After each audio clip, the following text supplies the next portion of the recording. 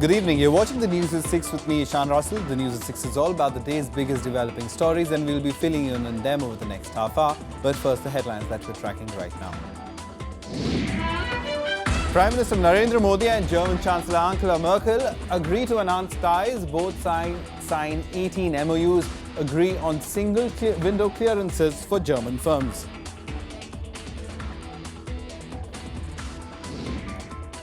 On a day when the High Court ban on beef sales sparks protests in Jammu and Kashmir, the Supreme Court suspends the controversial order for 2 months, directs a 3-judge panel to resolve conflicting orders. Grand Alliance leaders in Bihar deny rift after Lalu Prasad says his party will keep its campaign separate from the Congress. Markets post second biggest single-day gain this year. Sensex jumps over 500 points in global cues. And amid a steady Russian bombardment of targets in Syria, Turkey intercepts stray Russian fighter plane violating its airspace.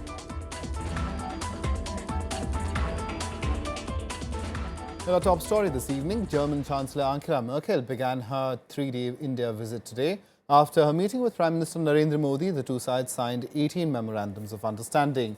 Now, India and Germany have agreed to enhance ties in several key areas, including defence manufacturing, trade, intelligence and clean energy.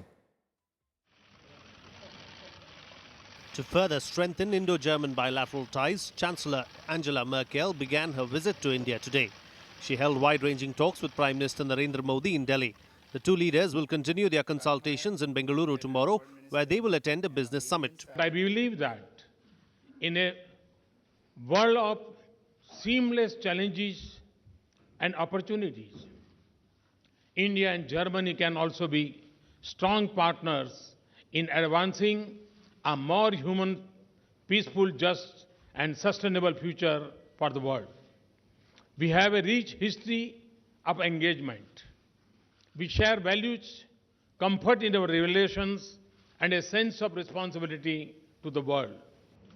The two sides have signed 18 memorandums of understanding covering a wide range of areas, including defence manufacturing, trade, intelligence and clean energy. Both leaders expressed hope that their discussions would pave the way for a more robust partnership. German response to our development agenda is very encouraging. We can look forward with confidence to increase investment, trade and technology partnerships in manufacturing infrastructure and skill development. German engineering and Indian IT skills can create the next generation industry that will be more efficient, economical and environment friendly.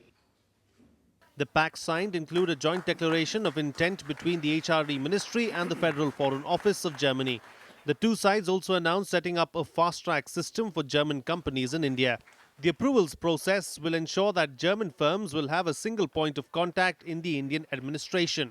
Große Zielsetzungen gesetzt, die noch mehr Firmen aus Deutschland einladen, und die deutschen Firmen werden das sicherlich sehr intensiv aufnehmen. Und ich möchte mich bedanken, dass wir dieses Fast-Track-Abkommen heute hier unterschreiben konnten, damit die Beratung und die Schnelligkeit der Genehmigungserteilung einfach für mittelständische Firmen sich auch verbessert, und wir halten das für einen sehr wichtigen Punkt. 1,600 German companies in India and growing in number will be strong partners in creating a global workforce in India.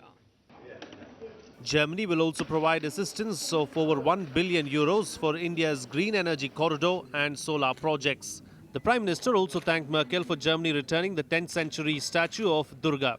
With inputs from Akhilesh Suman, Bureau Report, Rajya Sabha Television. Earlier, the German Chancellor was given a ceremonial welcome at the Rashtrapati Bhavan. Merkel is accompanied by a high-level delegation comprising cabinet ministers and business leaders. Merkel was welcomed at the Rashtrapati Bhavan by Prime Minister Narendra Modi. She was also given a guard of honour. During the visit, the two sides seek to boost strategic ties. Germany is India's largest trading partner in the European Union and the 7th largest foreign investor in India. Merkel also met External Affairs Minister Sushma Swaraj ahead of her talks with the Prime Minister.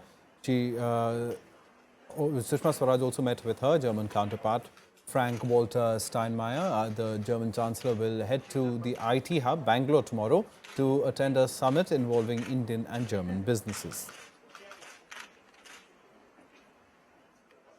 On to the politics of the elections in Bihar, and a lot is being said about the apparent discord within the Grand Alliance in the state.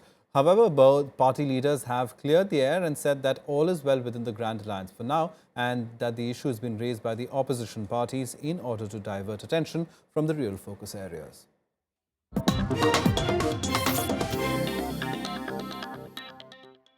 Lalu Prasad Yadav, who had skipped Rahul Gandhi's first election rally in Bihar last month, said that he will not campaign alongside Congress President Sonia Gandhi for the Bihar elections.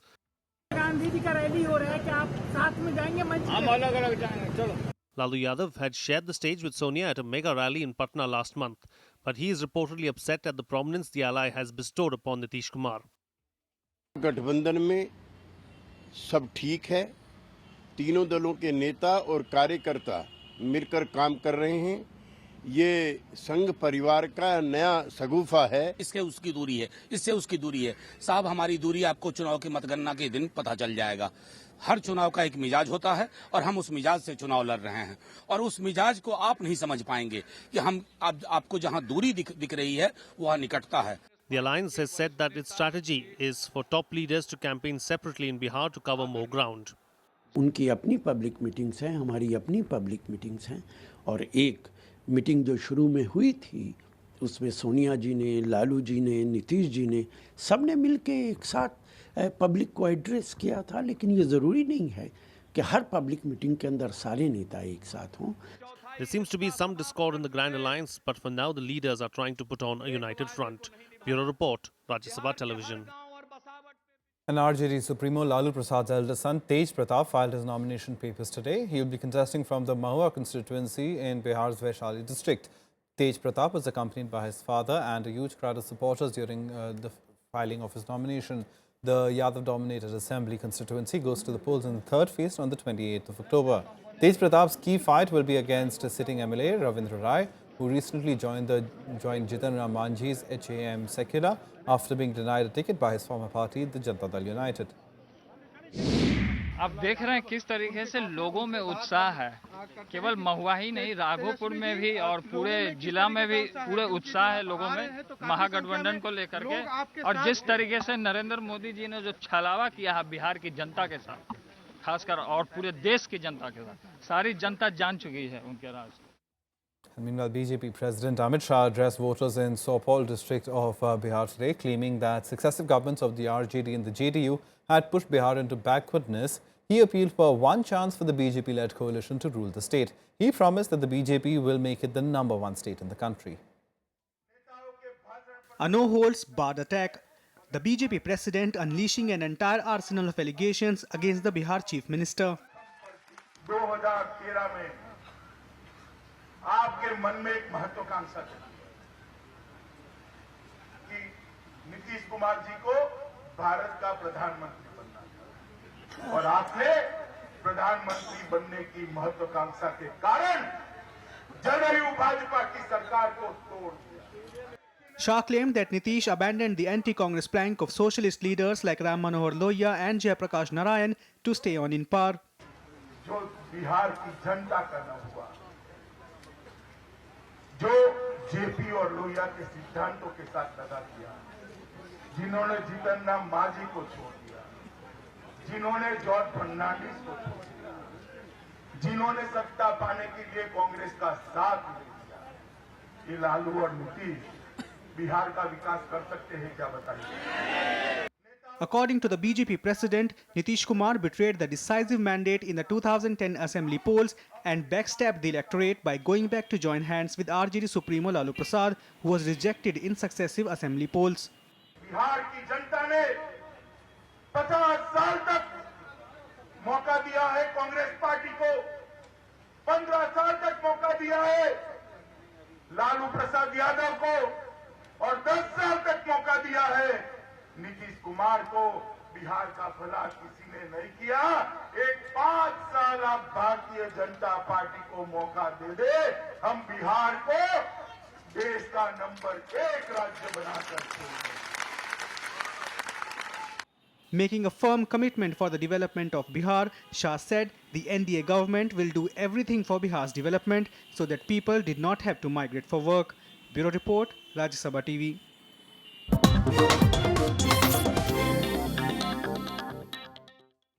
Now, the Supreme Court today suspended the Jammu and Kashmir High Court order banning the sale of beef in the state for the next 2 months. It also directed the High Court to set up a 3-judge bench and resolve the issue on which conflicting orders were passed by 2 separate benches of the state High Court. The issue of beef ban also caused uproar in the Jammu and Kashmir Assembly on Monday. A controversial court order banning the sale of beef in Jammu and Kashmir has been suspended by the Supreme Court for 2 months. The order sparked outrage and led to protests in large parts of the Kashmir Valley. It has now been kept in abeyance by the Apex Court, which has also asked the State High Court to form a 3-judge bench to examine the validity of penal provisions that bans the sale of beef in the state. Chief Justice of India made a very reasonable order, and I think very appropriate order according to the rule of law. And the order was very simple. Chief Justice requested the Chief Justice of Jammu and Kashmir to constitute another bench of 3 judges at Srinagar, and both these writ petitions filed at Jammu and filed in Srinagar shall be heard by that bench, and till that bench is constituted, order made in Jammu shall be kept in abeyance. The Supreme Court order comes after conflicting orders on the issue were passed by the Jammu and Kashmir High Court. On the 8th of September, the Jammu bench of the High Court had asked the state police to enforce ban on slaughtering of cattle and sale of beef in the state in pursuance of the Ranbir Penal Code provisions. But a week later, the Srinagar bench of the High Court issued a notice challenging the validity of these provisions. We brought an adjournment motion because we wanted to understand from the state government what were their reasons behind referring this recent beef ban issue to the Supreme Court. When it is within the competence of the state legislature, why has this state government disempowered this legislature by referring this matter to the Supreme Court? Simply because this government wants to survive. Sensitive issue है और हम religious sentiments जो हैं हमारे लोगों के उसको ध्यान में रखते हुए उस पर discussion करेंगे. On Monday, just hours before the Supreme Court order, the issue rocked the Jammu and Kashmir legislature. Opposition parties raised slogans and termed the ban an interference in religious matters. Both the Legislative Assembly and the Legislative Council were adjourned for the day following protests. With Vipin Chauhan, Bureau Inputs, Rajya Sabha TV. Well, time for us to take a very quick break right now. On the other side, we'll talk about the Islamic State that continues to ravage the Palmyra site by demolishing another ancient 2,000-year-old arch.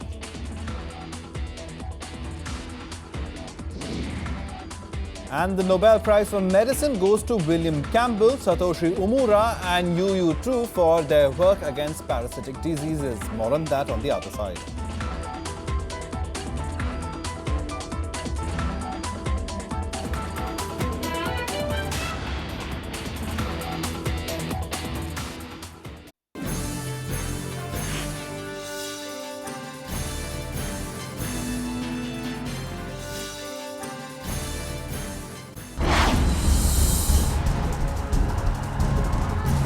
The poll juggernaut rolls out in Bihar. Modi's NDA takes on Nitish's Grand Alliance. Who will win this most important election battle since 2014? Watch Verdict 2015, Monday through Saturday on Rajya Sabha television.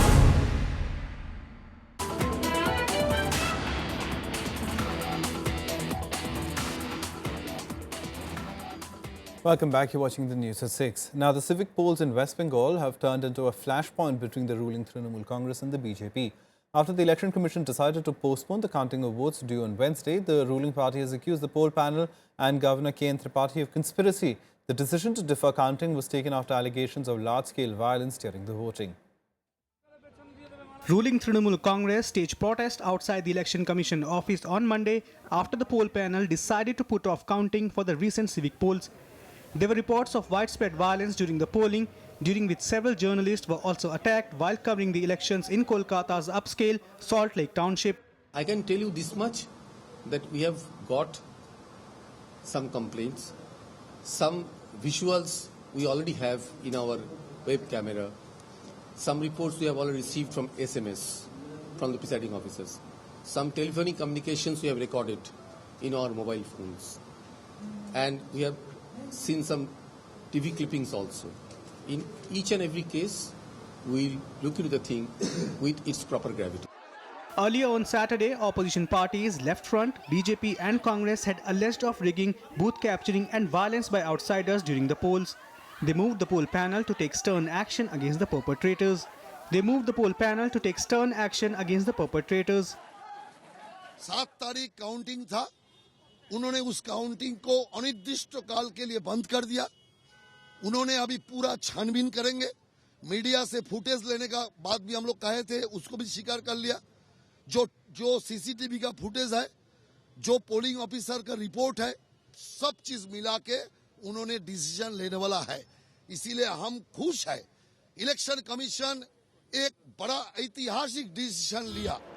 But TMC has put the onus on Election Commission to conduct free and fair elections. It has also questioned the role of Governor K.N. Tripathi, who has been accused of bias. Meanwhile, 3 persons were today arrested on charge of attacking journalists on the polling day. The attack on media persons have also triggered blame game between the opposition and ruling parties. Bureau Report, Rajya Sabha TV. On to the stock markets now, which saw a major surge on Monday, hitting a 2-month high on global cues. The Sensex rose by more than 500 points as concerns of US Fed rate hike subsided over a weaker than expected US jobs report.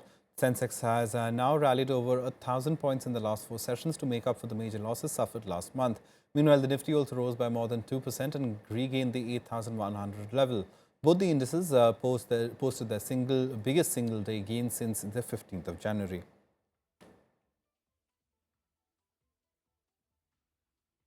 Let's now get you some more national news and updates nationwide.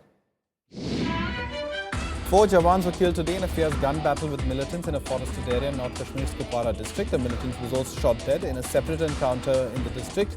The army launched 2 operations in the Hafruda forest and Kursun and Lolab after receiving information about the presence of militants there.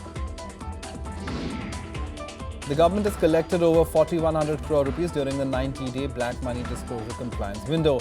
This amount is higher than the previously announced amount of 3,770 crore rupees. The one-time 90-day compliance window provided an opportunity to foreign assets holders to declare assets, pay a penalty and escape provisions of the new black money law. A Delhi court today extended AAP MLA Somnath Bharti's judicial custody in a domestic violence and attempted murder case till the 19th of October. Meanwhile, Bharti's estranged wife has told the Supreme Court that she was not ready to undergo mediation with him. Transporters' nationwide strike entered its 5th day today. The strike has affected movement of goods in various parts of the country. Representatives of the All India Motor Transport Congress will be meeting Road Transport and Highways Minister Nitin Gadkari later today to find a solution. Some international news now, and Russia continues to pound Islamic State targets in Syria. Turkey, though, today said it intercepted a Russian jet that violated its airspace over the weekend. Turkey summoned the Russian ambassador and lodged a strong protest. Here's more from what's turning out to be currently the world's most deadly theatre of war. A week after the Turkish president warned the Russian intervention in Syria, his air force intercepted a Russian plane crossing its airspace. Turkey called in the Russian ambassador to condemn the invasion. كاسات على الأرض سلبية جدا. أولا فقدان الثقة بالمجتمع الدولي. ثانيا تعطيل العمل السياسي الذي في الفترة الأخيرة شهدنا توافق كبير من قبل الفصائل المسلحة في سوريا بالقبول بحل سياسي بدون الأسد. Russia finds itself cornered from all sides, not just the West and its allies, but also the Syrian opposition. Britain is telling Russia it cannot fight the Islamic State and support Assad at the same time. Syrian rebel leaders say that Russia's backing for Assad is fueling extremism in Syria. NATO Secretary General Jens Stoltenberg will meet the Turkish foreign minister in Brussels to discuss the escalating crisis. But if Russia wants to fight ISIL, it cannot at the same time support Assad. Because Assad, with his barrel bombs and his chemical weapons and his wholesale slaughter of civilians, is the recruiting sergeant for ISIL. And Russian support for him will drive the opposition in Syria into the arms of ISIL. Assad claims a year of US-led coalition strikes have only spread terrorism further. He says the fate of the Middle East hangs on the military campaign by Russia, Syria and its allies, Iran and Iraq. إلا فنحن أمام تدمير منطقة بأكملها وليس دولة أو دولتان. ونحن لدينا ثقة بهذا الشيء. طبعا ما ذكرته من خلال دعم الدول الأخرى للمنظمات الإرهابية لا شك بأنه سيجعل ثمن. On the ground, Syrians in Aleppo protested against the Russian airstrikes. Already torn apart by civil war, Syria is plunging into a quagmire with West and Russia deeply divided over the fate of Assad and its fight against the Islamic State. Bureau Report, Rajya Sabha TV.